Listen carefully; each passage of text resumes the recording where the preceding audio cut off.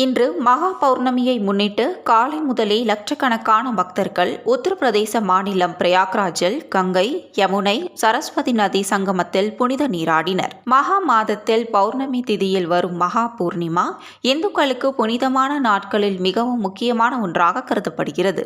இந்த நாளில் பக்தர்கள் விஷ்ணு பகவானை வழிபட்டு சத்யநாராயண விரதத்தை அனுசரித்து பலர் கங்கை நதியில் நீராடுவர். அந்த வகையில் இன்று மகா பௌர்ணமியை முன்னிட்டு காலை முதலே லட்சக்கணக்கான பக்தர்கள் உத்தரப்பிரதேச மாநிலம் பிரயாக்ராஜில் கங்கை, யமுனை, சரஸ்வதி நதி சங்கமத்தில் புனித நீராடினர். மேலும் அங்கிருந்த பக்தர்கள் மண் விளக்குகளை ஏற்றி மகா பௌர்ணமியில் இறைவனை பிரார்த்தனை செய்தனர். மகா பூர்ணிமா ஆன்மீக முக்கியத்துவத்தை கொண்டுள்ளது. சத்யநாராயண விரதத்தை கடைபிடிப்பதன் மூலம் மக்கள் சந்திர கடவுளையும் விஷ்ணுவையும் வணங்குகிறார்கள். பூஜை விழாக்களில் யாகம் மற்றும் விரதம் இருப்பதற்கு இது ஒரு நல்ல நாள் என்று நம்பப்படுகிறது. பூர்ணிமா அல்லது பௌர்ணமி நாள் சந்திரன் அதன் கதிர்கள் மூலம் கிரகத்திற்கு அதன் ஆசீர்வாதங்களை வழங்கும் நாள். இந்த நாள் புனித இடங்களை பார்வையிடவும், கங்கையில் குளிக்கவும், விஷ்ணு மற்றும் குரு பிரகஸ்பதிக்கு வழங்கப்படும் எந்த பூஜைகளையும் செய்யவும் ஒரு சிறந்த நாள்.